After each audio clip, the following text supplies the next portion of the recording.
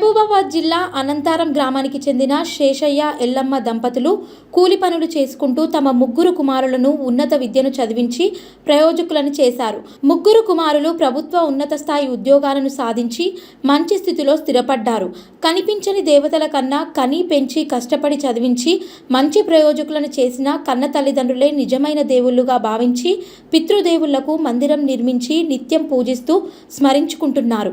గ్రామంలోని నిరుపేదలకు తల్లిదండ్రుల జ్ఞాపకార్థం ఆర్థిక సహాయంతో పాటు విద్యార్థులకు పుస్తకాలు, నోట్బుక్స్ అందిస్తున్నారు.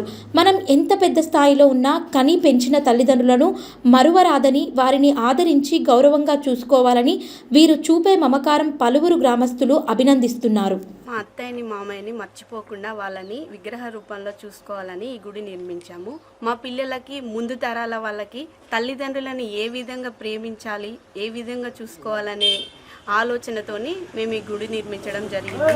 ప్రతి వాళ్ళ చనిపోయిన రోజు, సెర్మనీ రోజు ఇక్కడికి వచ్చి మా కుటుంబ సమేతంగా కొంచెం టైం స్పెండ్ చేస్తాం. మాకు చాలా ప్రశాంతంగా అనిపిస్తుంది. ఇక్కడ మా అత్తయ్య వర్ధంతి రోజు, ఫస్ట్ వర్ధంతికి స్కూల్ పిల్లలకి బ్యాగ్స్, బుక్స్, ఐడెంటిటీ కార్డులు ఇవ్వడం జరిగింది. టై బెల్ట్లు, పెన్స్, బుక్స్ 2022లో ఇక్కడ గవర్నమెంట్ స్కూల్ పిల్లలకి మా అత్తగారి పేరు మీద, మామయ్య గారి పేరు మీద బ్యాగ్స్ అన్నీ డొనేట్ చేశాము. కష్టపడి ఉన్నత స్థాయిలో ఎదిగినటువంటి డి విజయ్ గారు వాళ్ళ అమ్మా నాన్నకి గుడి కట్టించి మా గ్రామంలోనే ఒక ఆదర్శమైన వ్యక్తిగా అభివృద్ధి చెందిండు.